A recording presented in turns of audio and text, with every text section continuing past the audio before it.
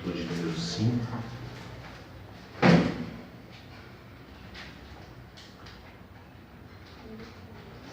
Vamos ler os versículos, a partir do versículo 13. Vamos ler os versículos 13, 14 e 15.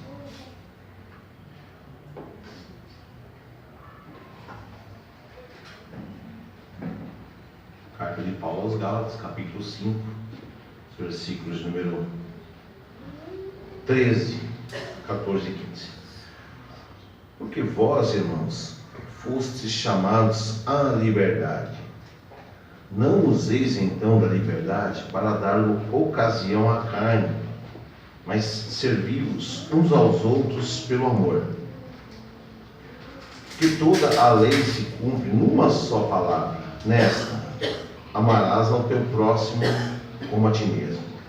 Se vós, porém, vos mordeis e devorais uns aos outros, vede, não vos consumais também uns aos outros. Bem, até o versículo 15. Senhor, nós vamos mais uma vez meditar. Estamos aprendendo algumas coisas a respeito dessa carta que Paulo escreveu aos crentes da Galácia, que é algo extremamente relevante para a nossa vida, Senhor. Nós temos entendimento disso. Pedimos que Tu abras a nossa mente, o nosso entendimento para a compreensão, Senhor, de alguns pontos importantíssimos para a nossa caminhada cristã, para a nossa caminhada na fé, para a nossa caminhada como filhos do Senhor. É o que nós pedimos essa manhã, no Teu nome, Jesus. Amém.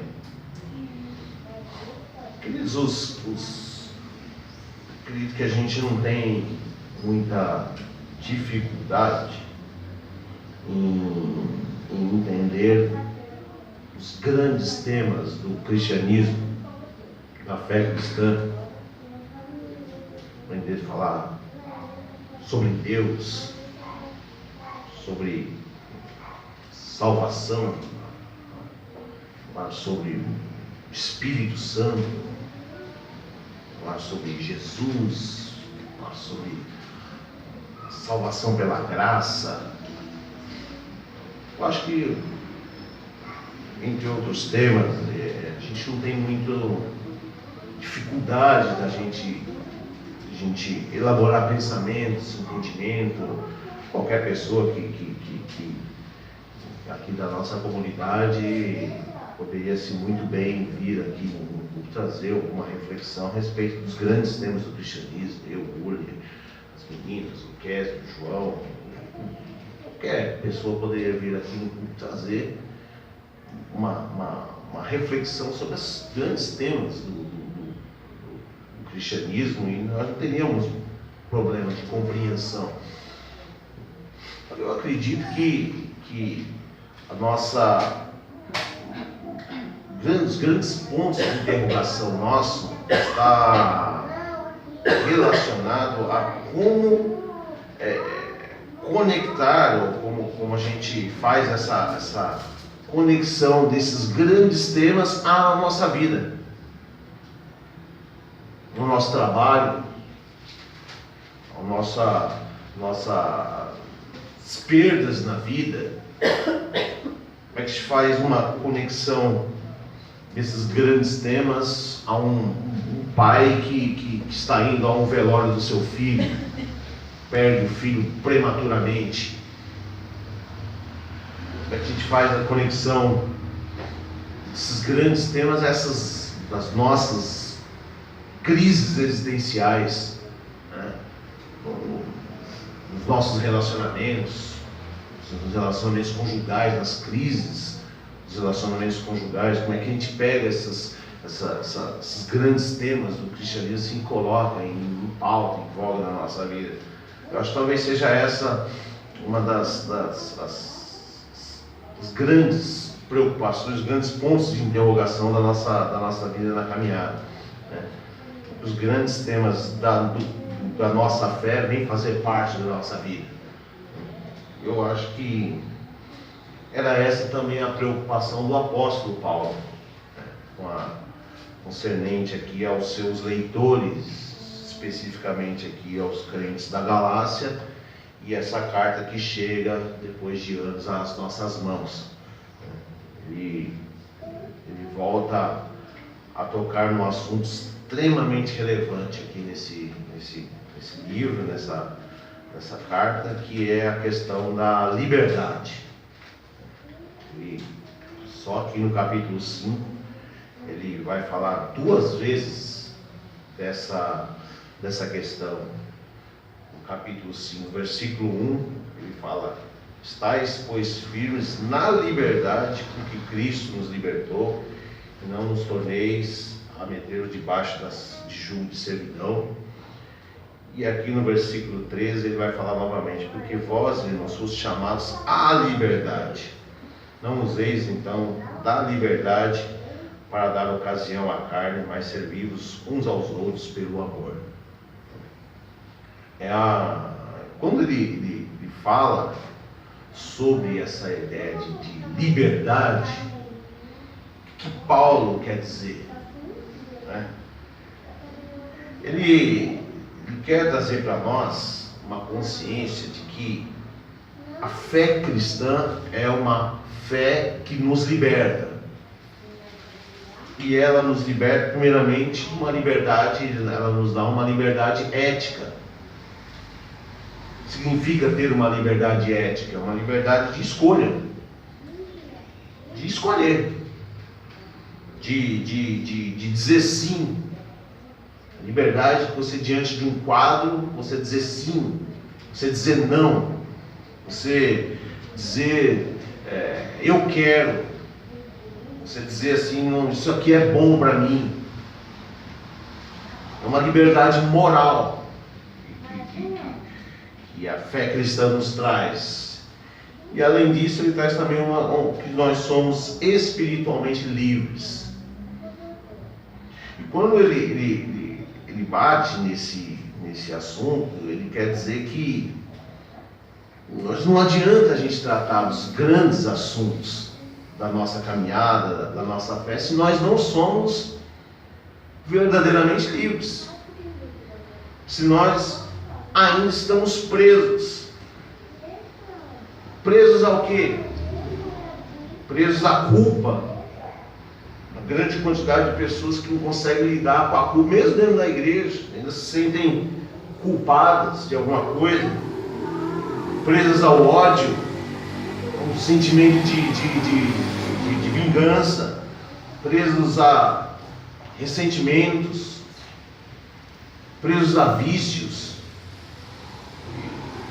Quando a gente fala de vício, a gente quer ficar pontuando determinadas coisas, né?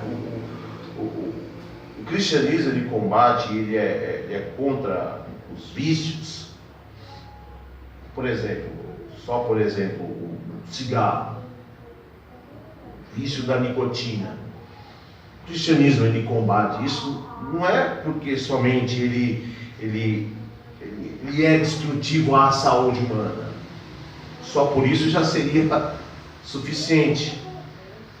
Mas o cristianismo combate isso pelo conceito do vício, de ser algo que me rouba, me tira a capacidade de dizer assim: olha, não, eu não quero. Uma pessoa que sofre com um problema de um vício, ela está tirando dela assim, essa capacidade de dizer assim: não, isso aí eu não quero. Por isso que os alcoólicos anônimos dizem assim: evita o primeiro gole. Tem que... É porque é uma compulsão que chama a pessoa para... Eu tinha vício do cigarro, sei o que estou falando. Desejo de falar assim: não, isso aqui eu não quero. Quando dava por mim, eu já tinha acendido acho que uns 3. Então, o cristianismo, ele é por causa disso. Porque ele rouba, o vício, ele rouba da pessoa essa capacidade de dizer assim: não, eu não quero. Então, o cristianismo, ele nos torna livres para dizer isso. Para dizer assim: não, isso eu não quero. Não é um conceito, puxa vida, lá na tua igreja pode isso, na tua igreja pode aquilo. Não pode. Claro que pode. A relação não é essa, se pode ou deixa de poder. É a relação se eu quero ou não quero. É a liberdade que eu tenho de dizer assim, não, isso daqui não é bom para mim. Isso aqui não quero. Então nós não precisamos de uma formatação de regras que nos fala assim, olha, isso aqui você pode, isso aqui você não pode. O cristianismo não nos torna livres para isso, para você poder dizer, eu quero, sim, isso é bom, não, se afaste, não quero. É uma liberdade moral que Cristo nos deu. E é o que Paulo está trazendo aqui. Falou assim, olha, foi para esta liberdade que Cristo libertou vocês. Foi para essa liberdade que nós somos chamados. E ele aborda essa questão assim, de uma maneira assim, muito forte aqui na carta. É muito pesada a linguagem de Paulo aqui aos Gálatas, né? Então, eu acredito que os grandes temas do cristianismo só vão ganhar sentido para nossa mente se nós realmente nos tornarmos ou sermos totalmente livres nesse conceito, né? E como é que eu sei se sou realmente livre? Essa é uma abordagem que dá uns 3 dias de reflexão, 3 dias de introdução, acho. Mas eu queria, dentro desse texto aqui que a gente leu, dentro desses 3 versículos, trazer 2 conceitos para nós, para que a gente possa refletir a respeito de que se somos realmente livres ou não, né? Uma primeira coisa que o apóstolo me deixa assim transparecer é que nós não podemos jamais usar, se somos realmente livres, nós só seremos realmente livres se nós não usarmos a liberdade se usarmos a liberdade dentro de conceitos legítimos, dentro de intenções legítimas. Nós só seremos verdadeiramente livres se usarmos a liberdade dentro de intenções plenamente legítimas. Porque é o que ele vai falar aí no versículo 13, que vós, irmãos, fostes chamados à liberdade, não useis da liberdade para dar ocasião à carne. Nós somos livres quando não usamos esta liberdade com intenções obscuras, com intenções dúbias, com intenções ilegítimas. E Paulo vai falar sobre essa questão da carne. O que é carne nesse contexto? O que é carne na Bíblia?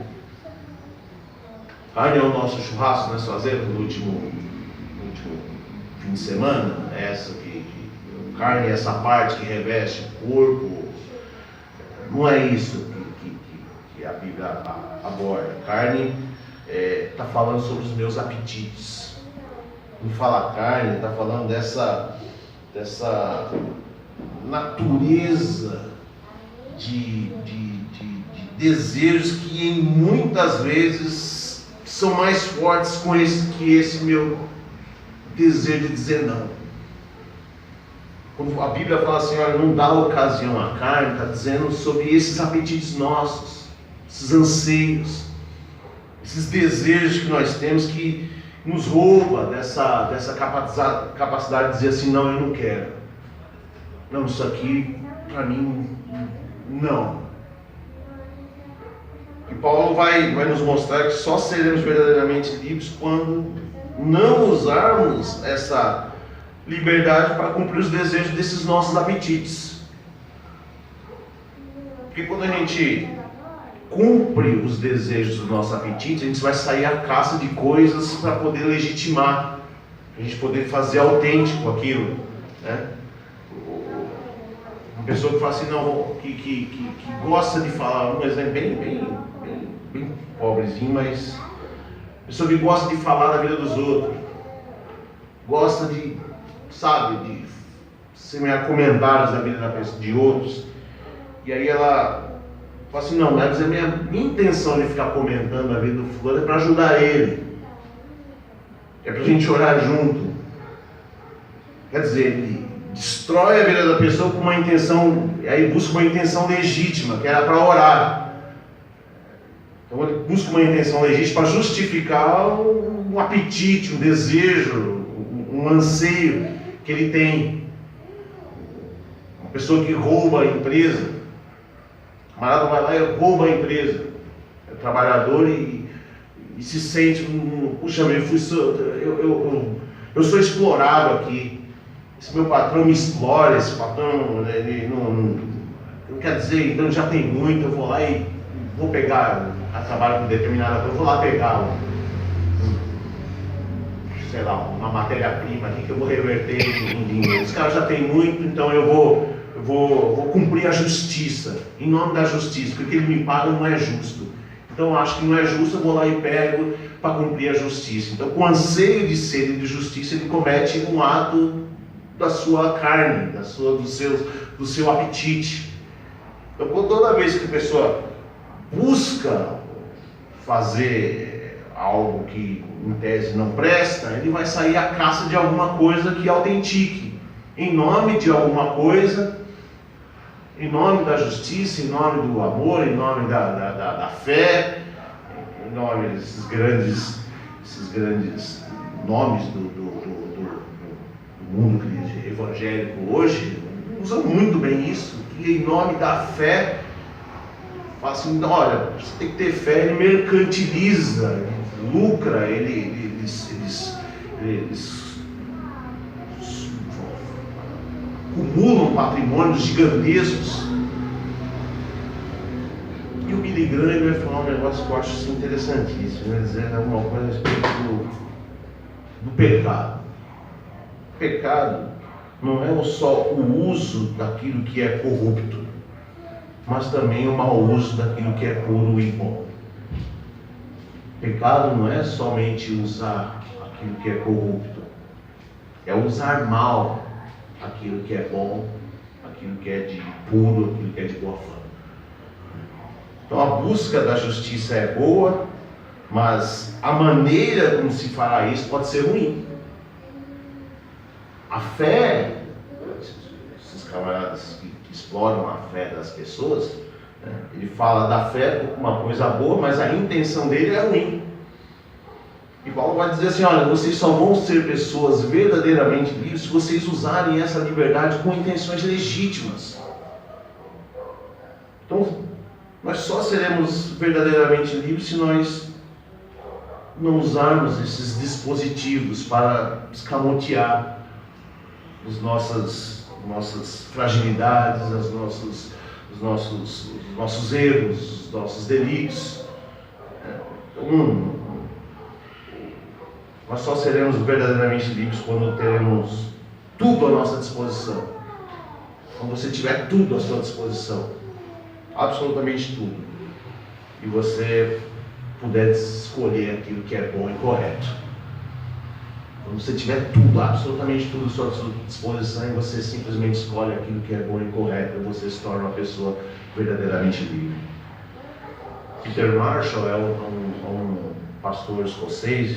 Ele escreveu uma oração, achei interessante, quando ele fala assim: Senhor, faze-nos compreender que a nossa liberdade não consiste no direito de fazermos o que nos agrada, mas em usufruirmos da oportunidade de fazermos o que é direito. Senhor, faz-nos compreender que a nossa liberdade não consiste no direito de fazermos o que nos agrada, mas em usufruirmos da oportunidade de fazermos o que é direito. Então, ser livre é ser responsável pelas nossas escolhas, pelas nossas ações, e a orientação da Bíblia é assim: olha, não useis essa liberdade para dar ocasião à carne. Usar a liberdade para dar ocasião a esse apetite que você tem, esses desejos que você tem dentro de você. Então Deus nos faz livre com a possibilidade de fazermos o que quisermos, absolutamente o que quisermos. Tem negociação com Deus, fala assim, Deus, eu posso fazer? Deus coloca a gente livre para a gente fazer absolutamente o que quisermos. Só que quando a gente dizer não, o que Deus espera é que a gente vá buscar dentro de nós princípios e valores que nos tornaram pessoas que nós nos tornamos. Dizemos que somos cristãos e buscamos dentro de nós princípios e valores, dizer assim, puxa, eu tenho tudo isso à disposição, mas eu não quero, eu não faço, para mim não serve, isso aí não é bom, isso aí vai destruir a minha vida, vai destruir a vida de outros, então isso aqui eu não quero. Esse é o desejo de Deus, que você não seja pautado por, isso aqui eu posso, isso aqui eu não posso, não, você vai buscar dentro de você e fala assim, não, aqui eu não posso, isso aqui eu não quero. Eu não faço, isso não é bom, isso não tem virtude nenhuma. E é esse o valor do cristianismo. Quando a gente vive nessa dimensão, a gente consegue arranhar a superfície do que é ser verdadeiramente livre. Então, a gente não pode usar a liberdade que nós temos em Cristo para legitimar algumas intenções nossas, né? A gente autenticar os desejos, apetites do nosso coração. E uma outra coisa é que nós só somos verdadeiramente livres quando aprendemos a amar de verdade. Só seremos verdadeiramente livres quando nós aprendemos a amar de verdade. Porque o apóstolo Paulo ele fala aqui, no finalzinho do versículo dele, ele fala assim, sede servos uns dos outros pelo amor. Que parece um paradoxo. Está falando de liberdade e está falando para a gente servir, ser escravo, né? Que nesse texto, essa palavra servos, lá no original do grego, é a palavra douliete, que vem de doulos, que vem de escravos. Então, se você é livre, mas sede escravos uns dos outros. Isso é um paradoxo. Sou livre e escravo ao mesmo tempo, né? Então, só somos livres quando amamos. E o amor nos escraviza. Não tem jeito. O amor nos escraviza. Eu sou escravo do meu filho. Escravo dele. Um dia que eu chego assim e falo assim, quer saber, eu vou chutar um balde, não posso. Menino que depende de mim. Sou escravo da minha esposa. Quer saber, eu vou pra balbúrdia, eu vou sair, vou sair com a galera, eu vou. Não posso. Tem uma mulher, tenho que voltar para casa, eu quero bem, tenho que estar lá. Somos escravos. Você é escravo dos seus filhos, escravo dos seus esposos, somos escravos dos nossos pais. Determinadas coisas, tenho certeza, determinadas coisas você deixou de fazer por amor ao pai, à mãe.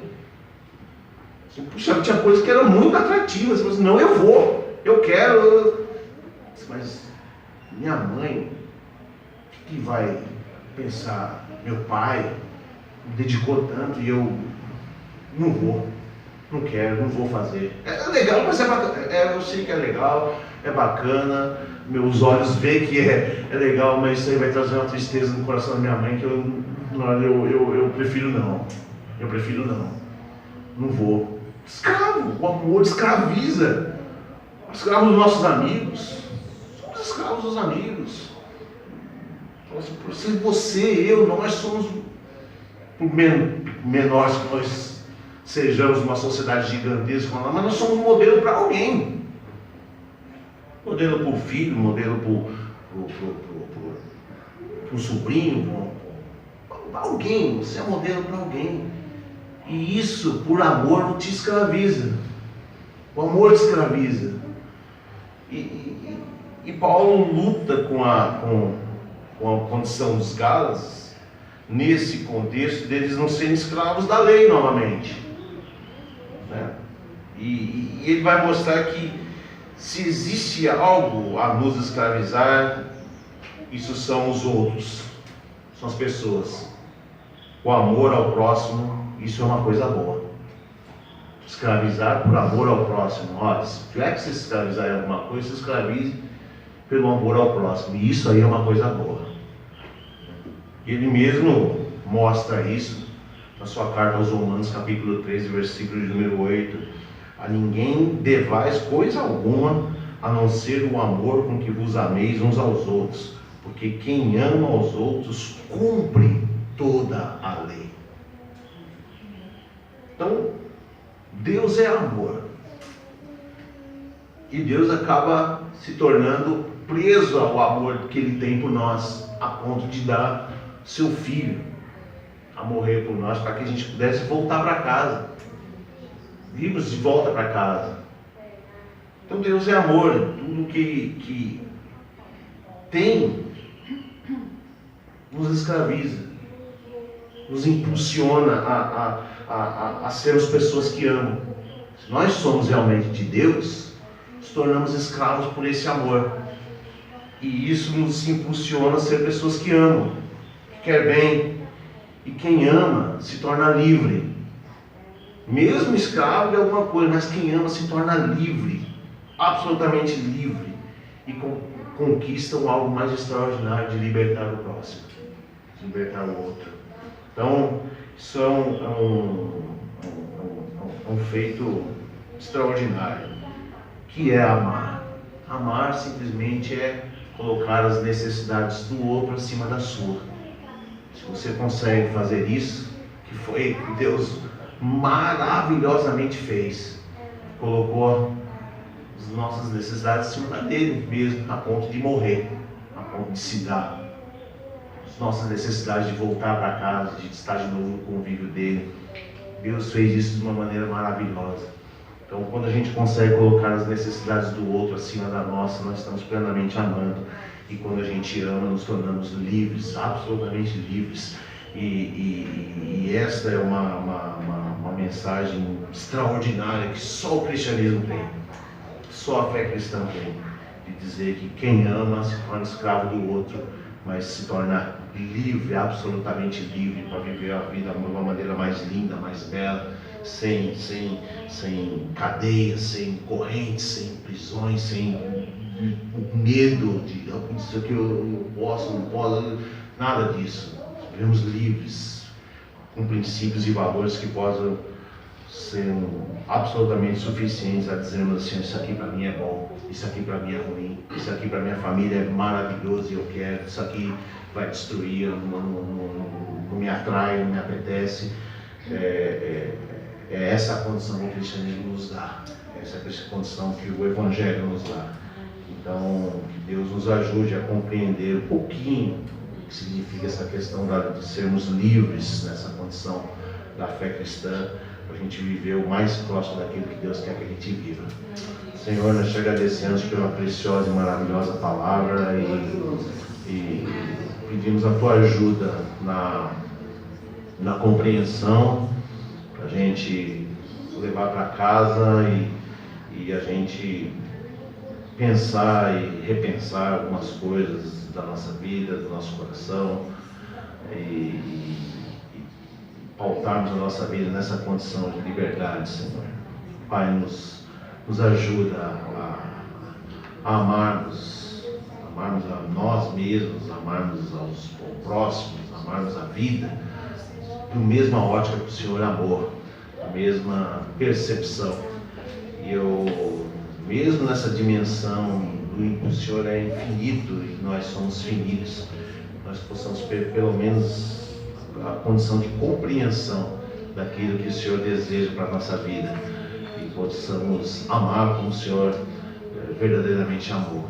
Nós te pedimos, Senhor, pedimos a tua ajuda numa tarefa não tão simples, como dissemos no início aqui, que a dificuldade é trazermos essas grandes questões para o nosso dia a dia. Nós pedimos a tua ajuda, a ajuda do teu Santo Espírito, Senhor, para que possamos viver o mais próximo daquilo que tu queres para a nossa vida, até o dia do encontro com o Senhor, é o dia do encontro com Jesus. Eu te agradeço, ó Deus. Amém. Amém. Graças a Deus.